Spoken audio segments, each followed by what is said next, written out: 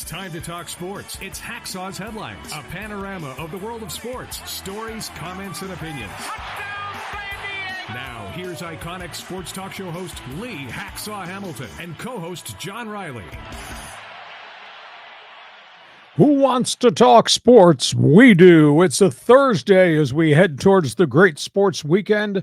Good afternoon, everyone. This is Lee Hacksaw Hamilton, along with my co-host John Riley. We're broadcasting from our studios in San Diego, and we welcome you to our weekly Thursday podcast. And John, we got a ton of topics on the table, headlined by baseball, NBA, NHL, and a whole bunch of other stories. This is going to be a fun discussion. A lot of fun. I mean, we got Aztecs, we got the Raiders are on this list. It's going to be a ton in here. Let's start with Major League Baseball. I'm going to ask you the question.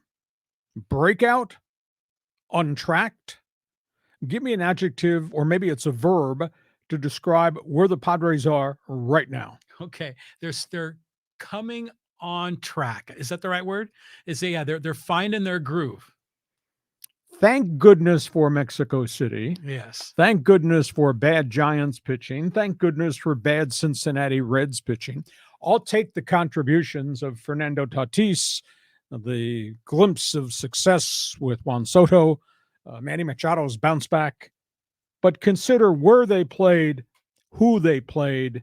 I'm not sure of this yet. However, in the fight for first place, the Padres are ready to tangle with the Dodgers beginning Friday night. Big weekend series.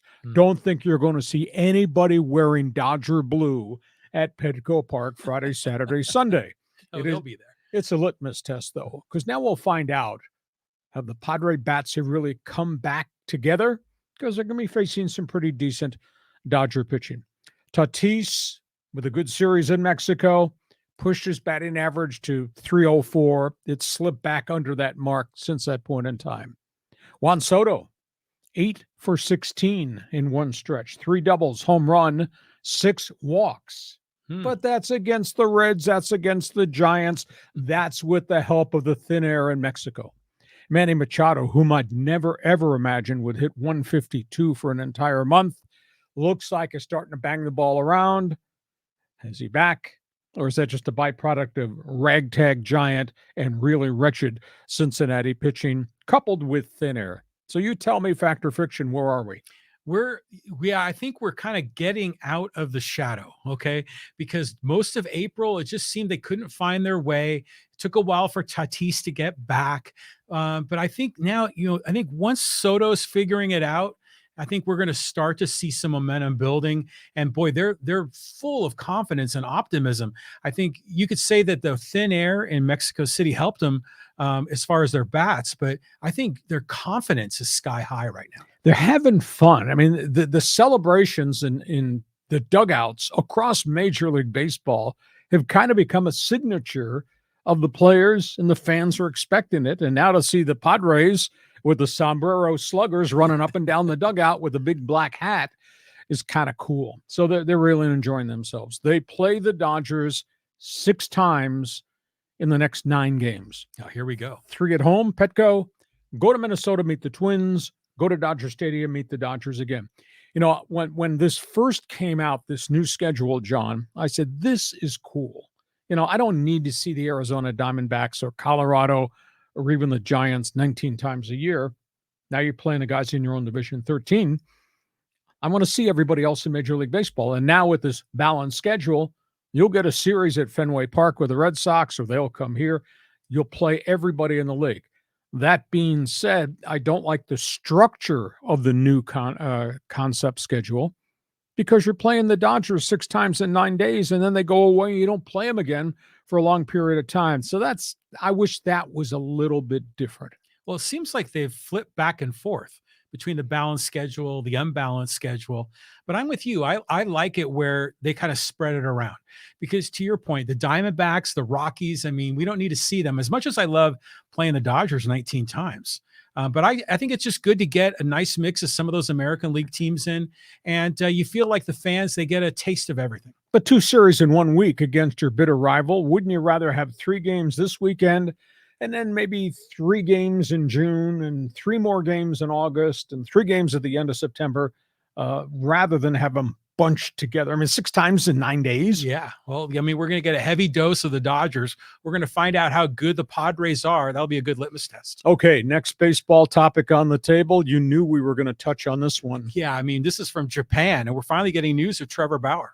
Trevor Bauer made his first start on Wednesday morning for the Yokohama Bay Stars. He's on a 1-year, $4 million contract.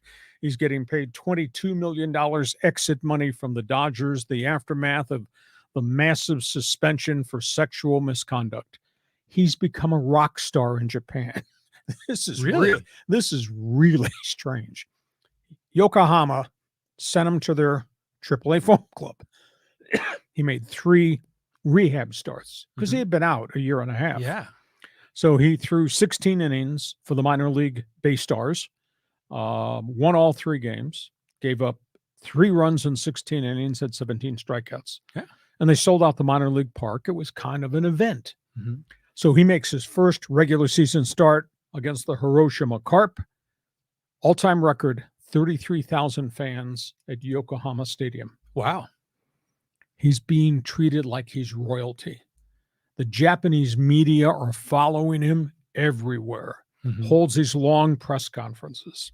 First start versus the Carp, strong. 7 innings, 1 run allowed, 4 hits, 9 strikeouts. I think he threw 96 pitches. He holds these long press conferences. Nobody, with the exception of one Associated Press reporter, has brought up what happened here with the Dodgers. It's like they don't care. He's our star. Maybe he'll lead us to a championship. It's novel. He did. I will say this. Trevor Bauer did a YouTube conversation with himself just prior to his first start.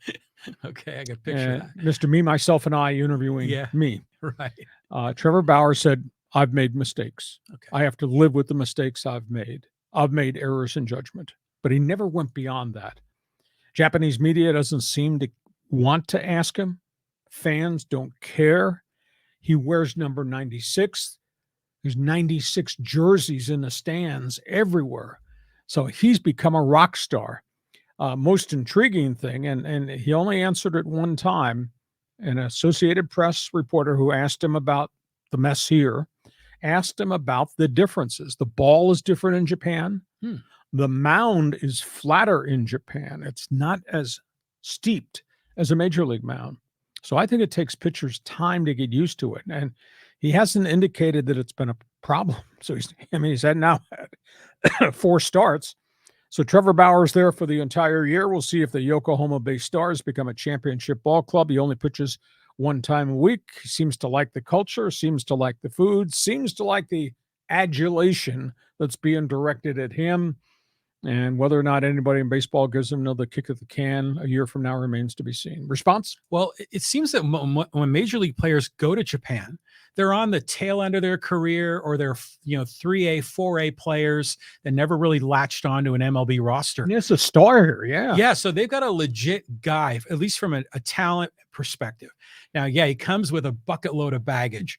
And it is kind of sad they're sort of overlooking it, but I think maybe they're just starstruck by having a bona fide, legit American baseball star there. And the Bay Stars have never had a championship team. And now they got a frontline pitcher that doing it once a week might be the difference maker. I mean, he shut down, he choked off a really good Hiroshima Carp team in his first start in Japan. So we'll see what the next week brings. So we got a lot of baseball to talk about before we move on to the NBA. John, we're doing a lot of unique and really different things with our Thursday podcast, our bonus coverage podcast. Explain how the Fans Forum works, and then explain how people can subscribe to what we're doing. Okay, yeah. So you could subscribe wherever you get your podcasts, Apple, Google, Stitcher, Spotify. We're on all the audio-only platforms. Be sure to subscribe also on YouTube. And then, yeah, you can get involved in the Fans Forum segment. We take live stream comments and questions, but at the same time, we also like to get some of our YouTube commenters involved, those people that are responding to the YouTube videos. There's lots of ways to get involved in Hacksaw's Headlines. And if you're sampling our podcast, please understand, we already have 1,700 subscribers, which is an amazing accomplishment in just a couple of months.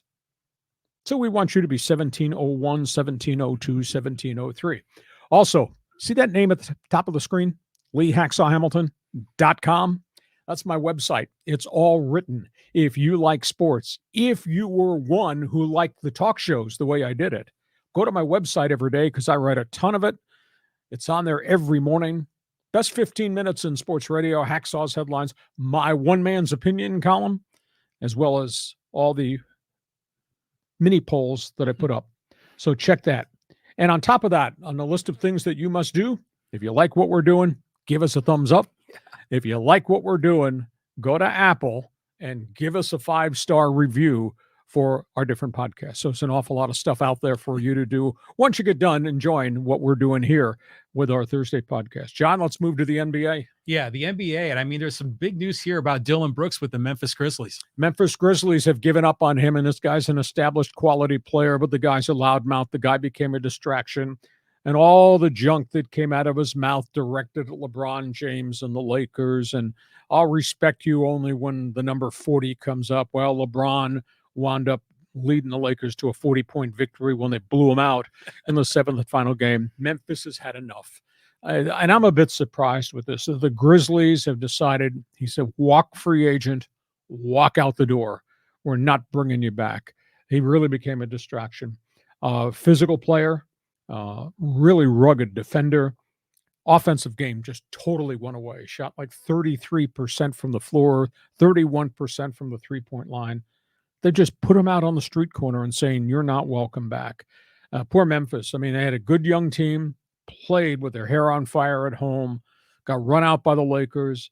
Ja Morant's off-the-court problems really impacted them, but they came back and played really hard together till he got banged up. But, I mean, the stuff that Brooks was doing, play the game, play hard, be a good teammate, it was like the second coming of Draymond Green. I'm surprised they're hitting the eject button on him. Well, do you think maybe the Memphis Grizzlies management just doesn't want to put up with any kind of off the field or off the court garbage or nonsense because of the Ja Morant situation? Could well be. They just want guys on the straight and narrow. Yeah. And it was interesting in the exit interviews that Ja Morant had with the media.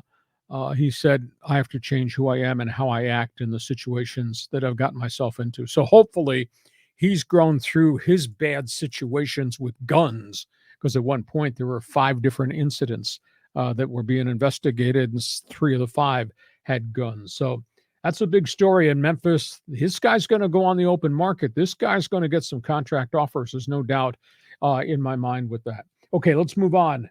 Do you want to talk about the Lakers and Golden State? Yeah, I think so. I mean, this didn't get off to a good start as far as I'm concerned. Well, I'm surprised you showed up here as we get ready for game 2 of the Laker-Golden State series. I thought you'd call in sick. I'd have to do this with Nona, the golden black retriever. Lakers experience, Golden State stardom. Great matchup. Anthony Davis, plain possessed. 30 points, 23 rebounds, 4 block shots. It's like he has taken his game in the last 2 months to a really different level that we have never seen before. He is a force offensively. He is a force defensively, and he is just playing such physical basketball. I mean, I think it's just a different player right now. So AD goes off for the double-double. LeBron winds up with 22. There were stretches of time in that game. LeBron looked like an old man, but boy, the last 2.5 quarters, he was dominant. D'Angelo Russell poured home 19, all in a flurry in the first half. Got some pretty good production off the bench. It only counts as 1, but it was 1 in San Francisco. And Golden State's got huge issues. You know, I used the word in our Monday bonus podcast, matchup. I think Golden State's got huge matchup problems. Physically, they're just so undersized up front right now, and they have not figured a way how they're going to defend AD. And I think they got to take AD out of the rhythm if they have any chance of being on this. And of course, other end of the floor, you know, Steph Curry had the mystical 50-point night when they won that last series. but he was defensed out of the game by Jared Vanderbilt. I was really surprised how tough Vanderbilt played Curry. And all they did was stand on the perimeter and launch threes. They were 23 for 52. They hit 23 threes and they lost the game. Wow. Because they did nothing on the baseline. They did nothing inside whatsoever. So I'll be intrigued to see what has to change for Golden State in the second home game here tonight. The big issue, where does Steve Kerr go to get bulk? He doesn't have it on that lineup. You know, they want to push the tempo. They want to shoot a lot of threes. But if you can't hold up at the other end physically because Anthony Davis is walking all over you, you got all kinds of problems. So Golden State, they got some glitches here, and they're going to have to rearrange some of the things on the chessboard. And the Lakers they're just playing with such unbelievable confidence. Now, granted, it was only one win, and series do change. Injuries can change things too. So Lakers look like a team to be reckoned with. If they get through the series, they're probably going to face Denver in the Western Finals, but that's putting the cart before the horse. Your thoughts on what you saw with that team, the enemy, and your team, the Warriors? Well, I'm just amazed at the Lakers, the way this season has gone, because it was been a roller coaster up and down. And it seemed like guys like Anthony Davis, they kind of disappeared for part of the season. And it made me wonder, you know, like all kinds of athletes are streaky. You know, they'll go through good streaks and bad streaks. They'll go hot and cold. But it seemed like Anthony Davis maybe didn't have the will to play. You know, he was maybe discouraged, but now the dude is unstoppable. And he's playing with such tenacity and such physical force, fierceness. I've not seen that from AD, even back to when he was with the New Orleans Pelicans. I mean, he's such a gifted, great athlete. But boy, he's taken this dimension to another level. So on we go. Game 2 coming up here. Lakers, Golden State. Let's talk one other basketball topic. This is college basketball. Yeah, I mean, there's a lot going on with Aztec recruiting and the NIL. I don't like this at all. I don't like the look of what college basketball has become. I don't like the method of operation.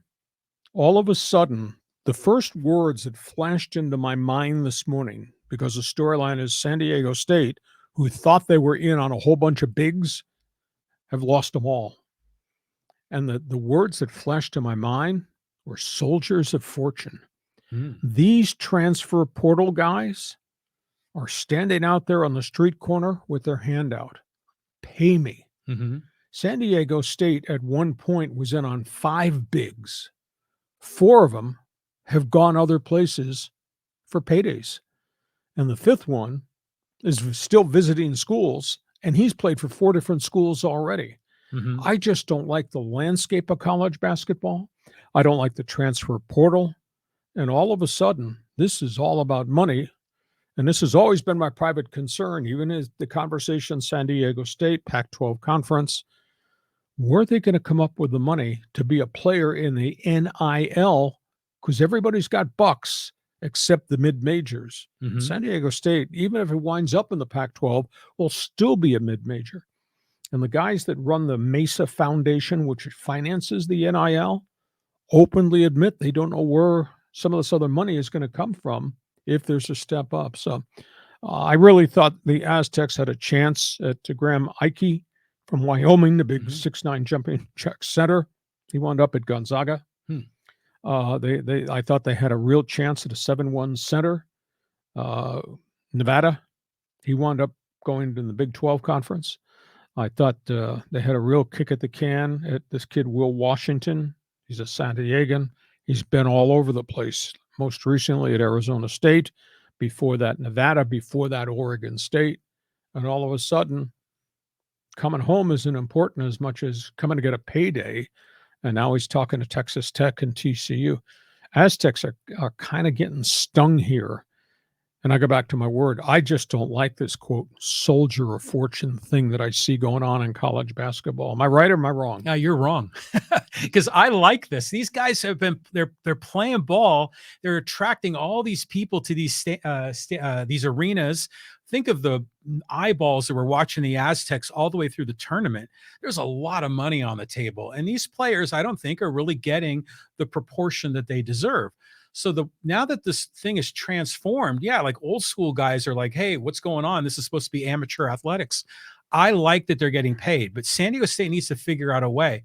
It seems like when they constructed this Mesa Foundation, they tried to do it so it was equitable. Now, I think it was equitable across the board for the basketball players, but is it equitable across all sports, all genders, all players? It is, from what I'm led to believe. Everybody gets $2,000 a month. And see, if they spread it out $2,000 a month for football and baseball and women's volleyball and golf, I mean, they're going to be at a huge disadvantage going up against these Big 12 teams that will cherry pick and pay this guy $500,000 and that athlete $200,000. It's a mess.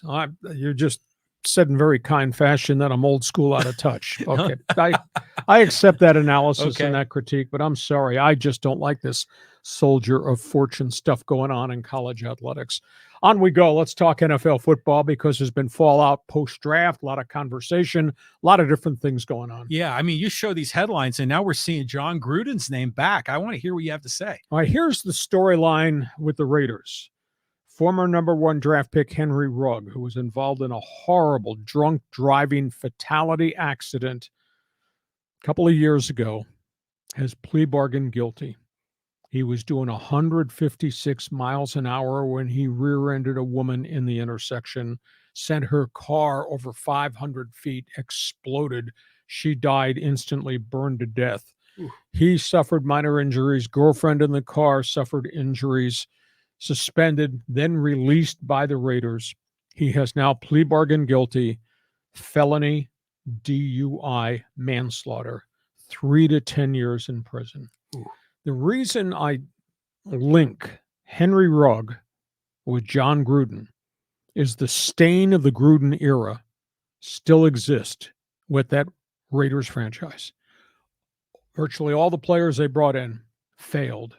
He brought in some really bad citizens, failed. When you go through as many high draft picks who don't pan out, it just destroys your franchise. Of course, John Gruden is suing everybody right now because contract terminated, racial emails sent to Washington criticizing NFL leadership, et cetera, et cetera. Gruden will never be in the National Football League again, but the remnants of John Gruden's leadership continue. And the Henry Rugg story is just hideous. How he didn't kill himself.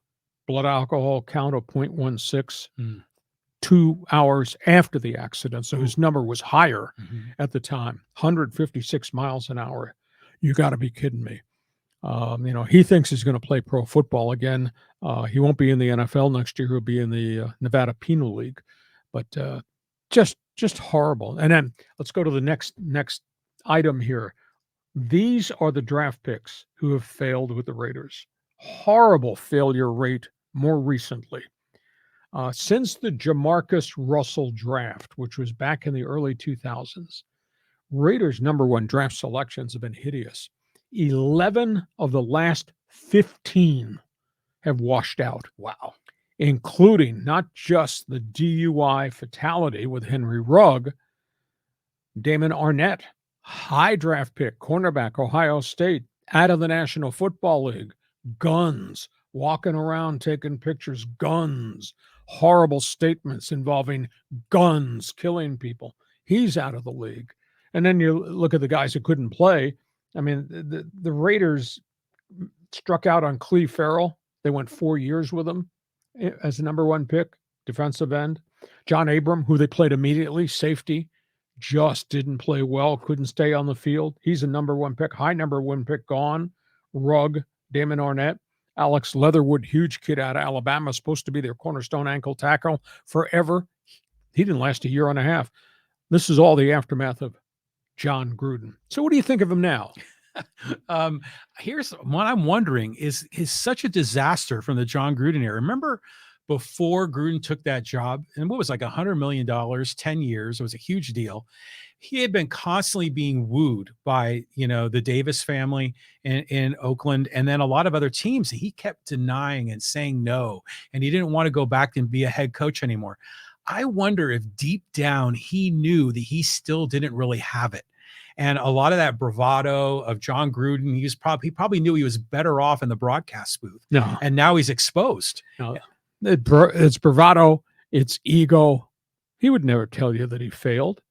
The reality, history should write, Super Bowl ring with Tony Dungy's players. Right. In Tampa. Mm-hmm. And after that, boom.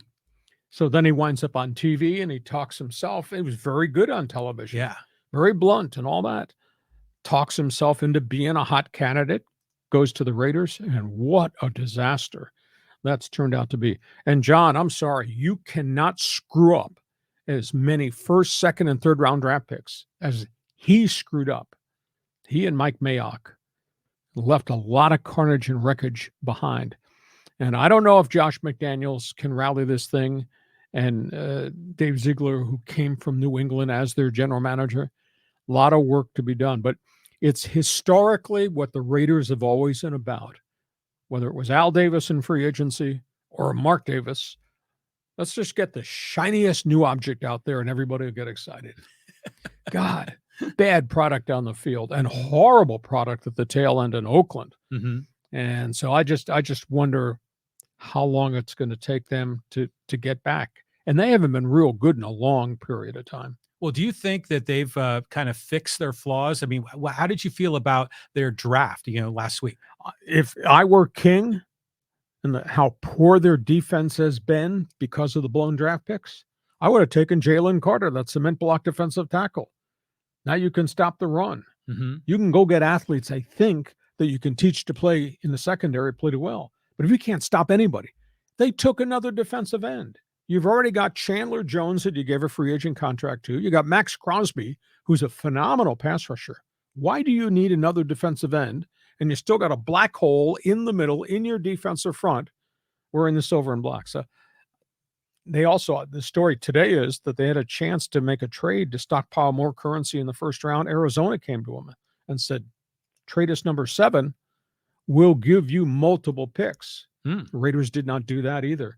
So did they draft good guys? Well, we'll see. I think Tyree Wilson is a big physical specimen, but he's got a foot injury. And you didn't need, I don't think they needed another defensive end. I would have much rather had Jalen Carter wearing the silver and black. But the way they conduct their business, that's why I refer to them as the silver and bleak. The silver and bleak. Yeah, for sure. Oh man. I mean, so I worry about this franchise. I followed them in the 70s, it was a golden era, but man, they are just a shell of themselves. Oh, you're not going to pull out the Super Bowl trophy, the dusty, dirty one with the dent in your closet and run it out here and say, Lee, look what we won. Well, geez, that was 50, 60 years ago, John. Right. Speaking of old school out of touch, yeah, I'll spin that back in your direction. Yeah, very good. I thought zinger right there. One other college football note. This is probably going to hit a few hot buttons along the way. Here's the question. The new way of doing business in college football. Visionary, or is this really unethical? Colorado hires Deion Sanders.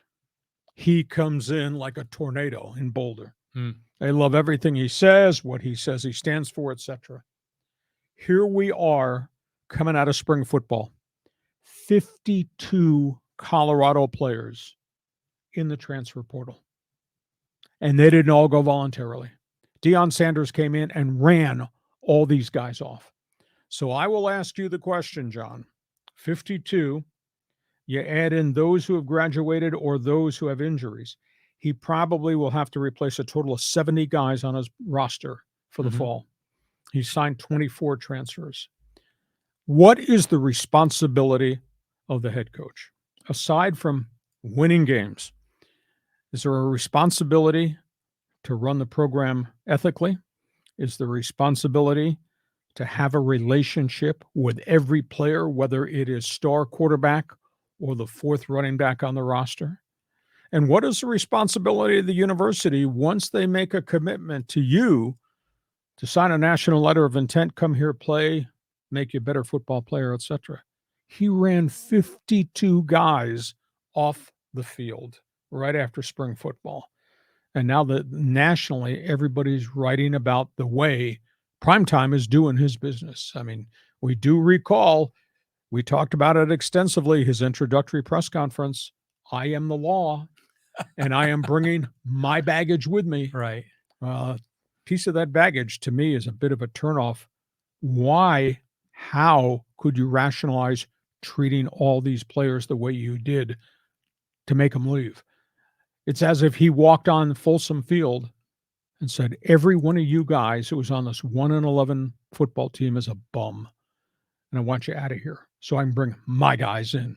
So you tell me, right, wrong, unethical, fair, foul?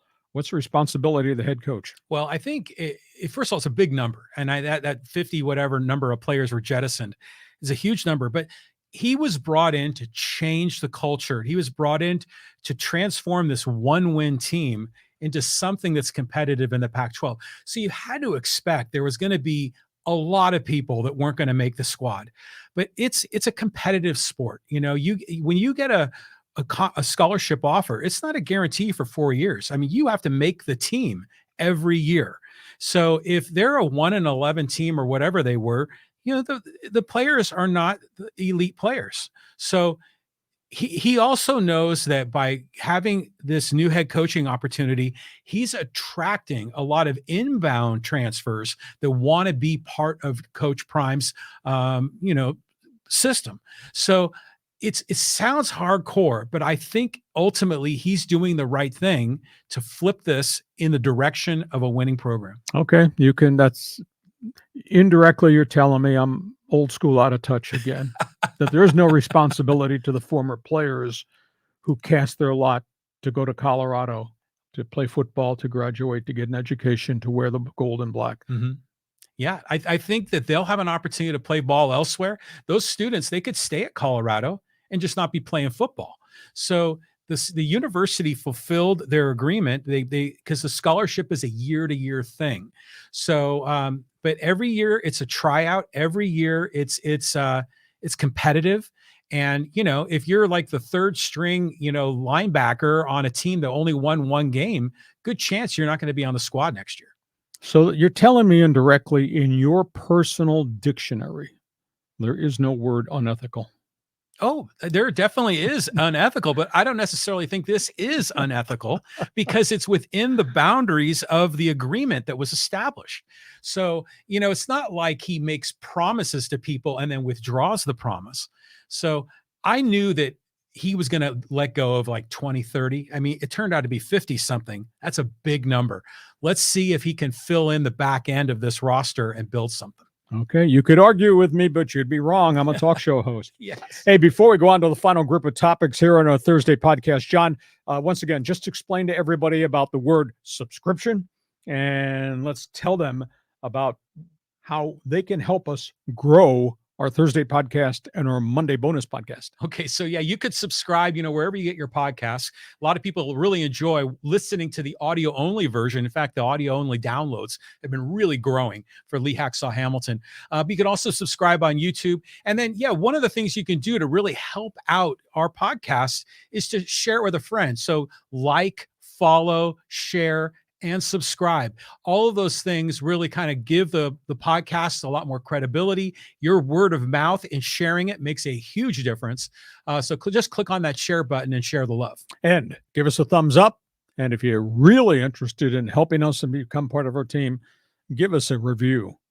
I have no pride. I'll take a 5-star review and do that via Apple. And by the way, check my website, leehacksawhamilton.com. I write on it every day. Agree or disagree with what I have to say, guarantee you will enjoy it. Let's move on. We got some other unique topics on the table here. Yeah, I mean, we're talking here a little bit about the Ducks, and they've got some pretty interesting coaches they're looking at. Well, the NHL playoffs have marched on. Rash of upsets in the first round, stunners to begin the second round. The teams that don't make the playoffs make coaching changes. The Ducks are looking for a new head coach. Look who's available. This is really interesting.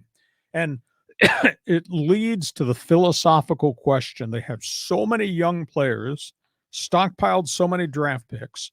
They're going to be in the NHL lottery and could get the number one pick, the goal-scoring star Cam Bedard out of Regina, Saskatchewan, a week from now.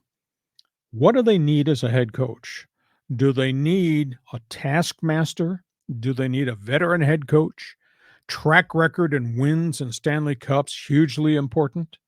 I asked the question, do you think Daryl Sutter, who has done a historically great job, whether it was Calgary, Chicago, LA Kings, Stanley Cups, tough guy, old school guy, do you want that as a leader for all the young players the Ducks have stockpiled and are force feeding? The other veteran, Joe Kenville, 929 career wins. Blackhawks, St. Louis Blues for the most part, not as demanding and as caustic and as tough as Daryl Sutter's presentation is, but Joel Kenville has been a great coach.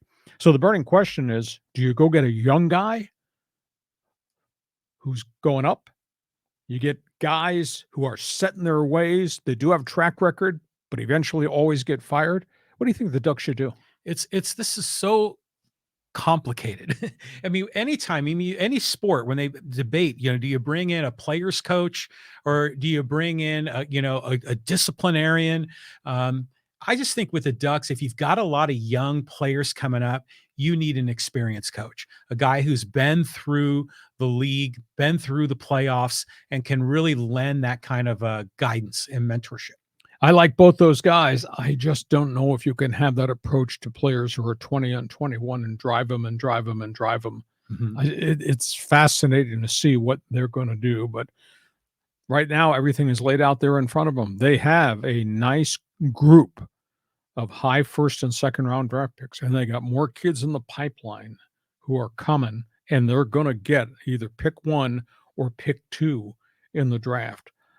So it's going to be interesting to see, but what kind of guy do you want to pick up the flag, teach them, lead them, demand from them, and follow me through the wall? Mm-hmm. That's going to be an interesting story. Hey, we got a big weekend, not on the floor, not on the court, not on the ice, but on the turf. Yeah. I mean, this is exciting. I mean, it's just like one of the big holidays in sports, right? When we have the Kentucky Derby. So what's the breakdown, Lee? 20-horse field, traffic jam. I guess the key word at Churchill Downs is speed, because you're going to need speed coming out of the 20-horse gate to get in the lead and not get caught up in the traffic. But the fine issue is, how much speed do you expend at the starter's gate to try to pull away from the field? Do you need that speed early, or do you need that speed late when the field starts to tire and comes back to you? Going to be interesting. The favorite is going to start way out on the outside, Forte. Starts 15th.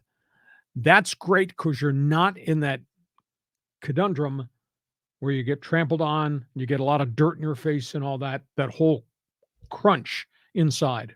But you're at 15, you may have to expend speed to try to get to the corner and get the lead.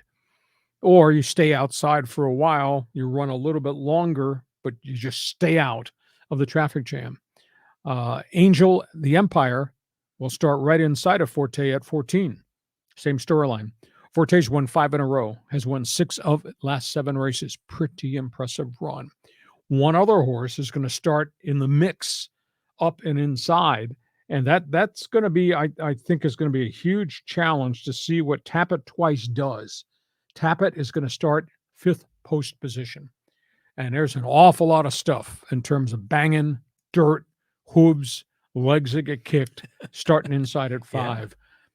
Can Tappet survive the traffic jam early, or does Tappet have to use speed to get out of the gate and run away from that pack? So it's going to be a great race. The Derby, a slice of Americana, the beginning of the Triple Crown. And right now, the Derby is the race. Triple Crown has lost a lot of its luster. You get horses who run, who get fatigued and won't come back for the Preakness and Pimlico. Others who get nicked up and get hurt or get sick.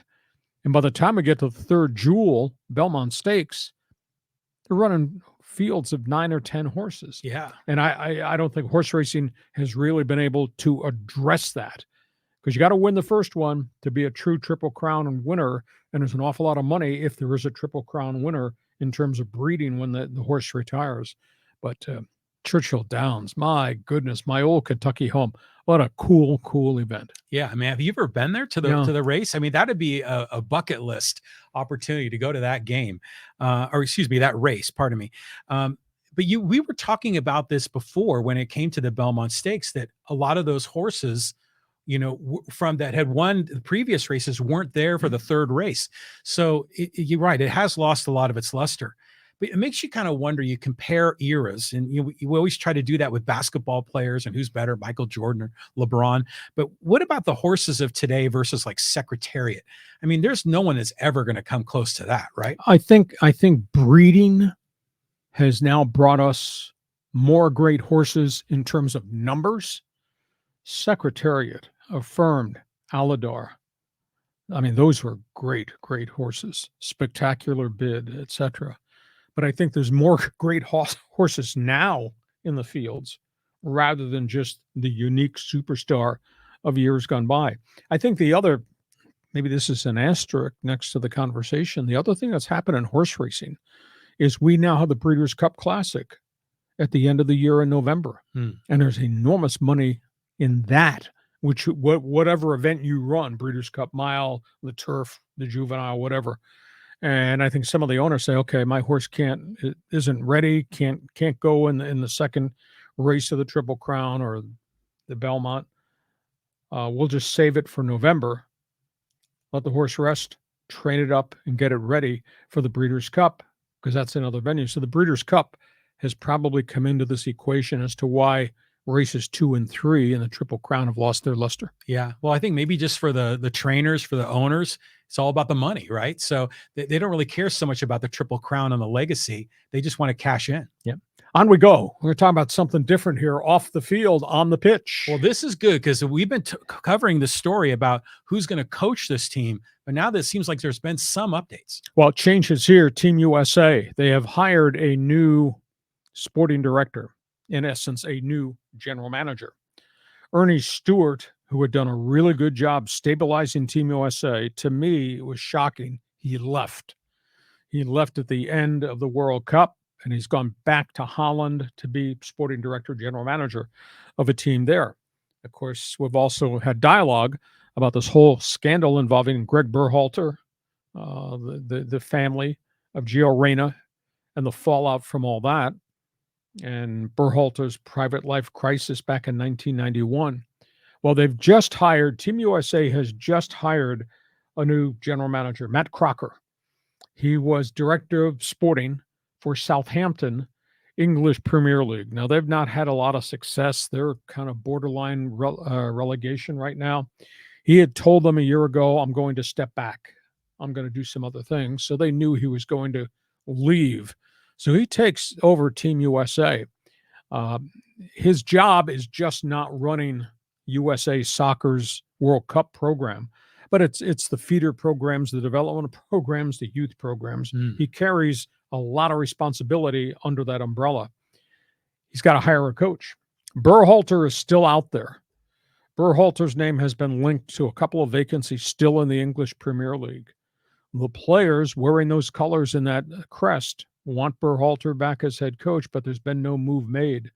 And the rumor that just surfaced this week is that Crocker is talking to a fired English Premier League coach from the U.S. who went to Leeds, and Leeds is about to get relegated out of the EPL. He got fired at midseason.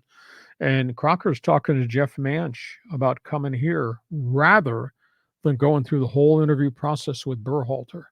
I'm just a little bit surprised because we know the history of what Berhalter was accused of doing. We know how he handled it, how he's never had a problem since that 1991 thing. I'm just really surprised that this new leadership with Matt Crocker coming from the EPL would hire somebody who failed in the EPL and not bring back Berhalter. Now, maybe there's an interview coming within the next month or so, but I'm just really surprised at as successful as Berhalter was laying the foundation for what 2026 looks. The program just seems to be in turmoil. And now we got new leadership, new philosophy, maybe.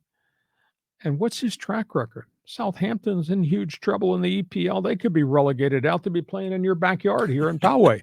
So I don't understand the whole methodology when you got a proven coach who's done a good job laying the foundation, whom the players respect and want back. Yeah, this just seems like an obvious choice. So there must be something else going on that we're unaware of. But when you were talking about the GM, I was thinking about, well, what does the GM do? Because it's not like you can make trades with national teams. But you're right. It's that whole organizational structure. And that's the part where the U.S. seems to have always struggled, where, you go to Germany and these other European nations, and they're recruiting kids at extraordinarily young ages and bringing them into these programs. America has always struggled with that. Maybe this guy, Crocker can transform that part of it. But, come on, hire Burkhalter and let's get going. I concur. I'll sign that memo there. Okay, let's move on quickly. We got people who want to be involved with Fans Forum. Ask a question, we'll give you an answer. Okay, so we got a couple of comments here. And this is one from Anuti Polanco talking about Juan Soto scuffling. And this is before he got kind of hot, because he's been warming up now. And he says, sooner rather than later, Soto will hit. If he doesn't, I would have to say that San Diego is not the team for him. Maybe he does not feel comfortable there, but he's an excellent hitter, just hasn't been able to put it together. Yet Manny and Tatis, I'm not worried about at all as far as their hitting. Also, their pitching sucks. San Diego could be winning by 5, and it would never be for sure that they would win that game. They better sign better quality pitchers for sure. Well, they've had a lot of injury issues, and that's a big thing. And now they have a lot of age. And I made this comment back when you were trying to tell me at Christmas time, order your World Series tickets.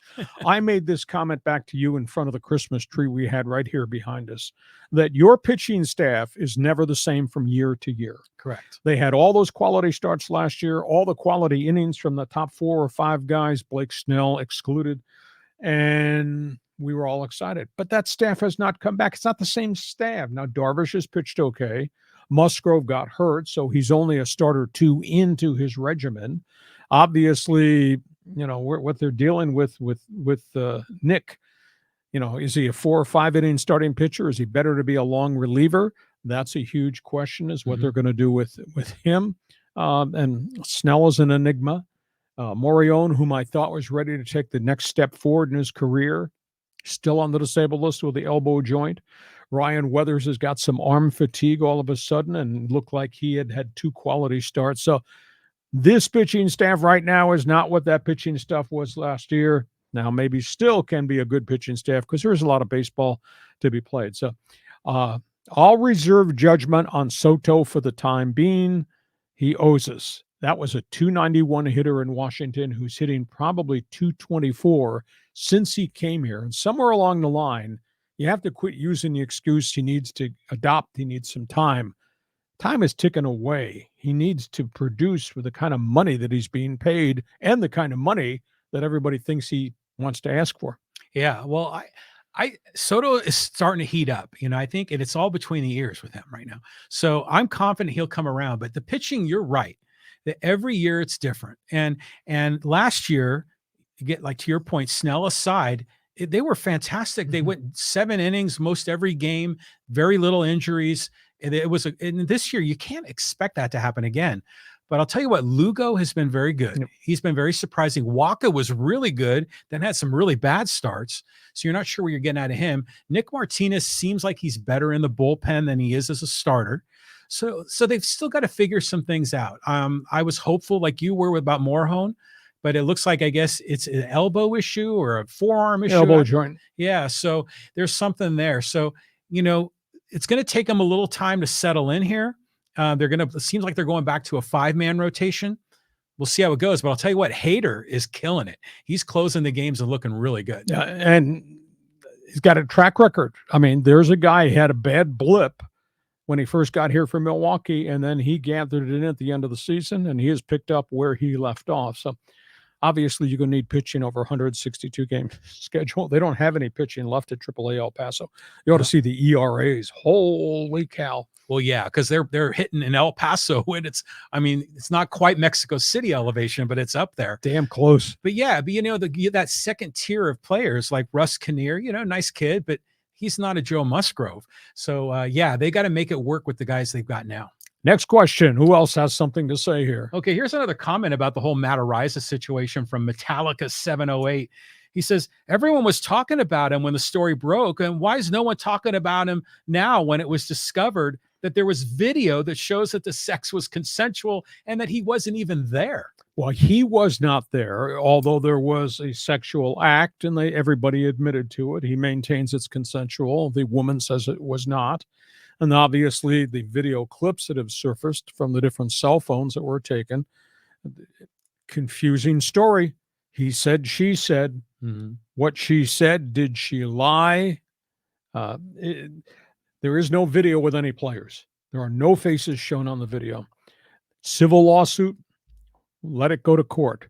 That being said, historically, the NFL has allowed guys who've gone through the legal system to come back and play, whether they were found guilty of something or not guilty after investigation, come back and play.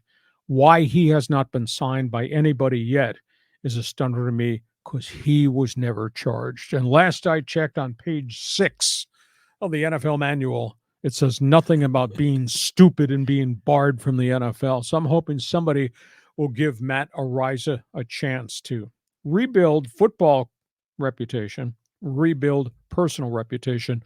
The lawsuit will handle itself off the field. Yeah, and I agree with you as well. I think, this is America. This is a land of second chances, and I think people do deserve second chances. And the fact that he was not guilty, I think, speaks volumes. And you have to you can't derail his career if he's not in trouble with the law. There's a lot of suspicion, but I think you've got to let him come back.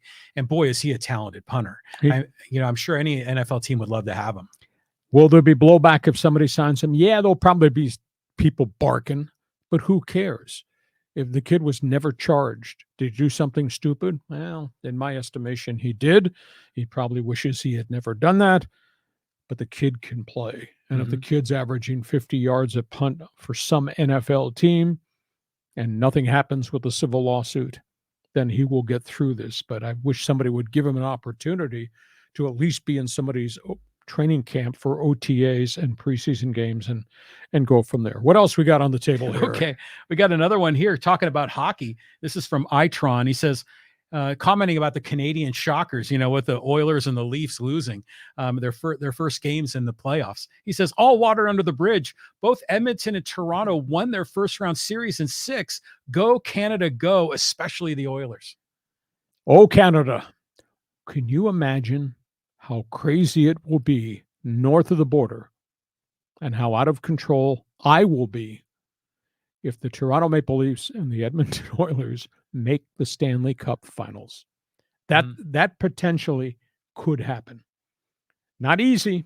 Toughest trophy to get. Maple Leafs continue to be up and down and weird with all that firepower, losing on home ice again in the first game of the Florida series, after losing on home ice in the first game that they played in the first series. And Edmonton runs hot, can run cold, but Edmonton is dynamic with those 2 big goal scorers. So we got a group of games to be played, but can you imagine? You think I'm hard to tolerate now?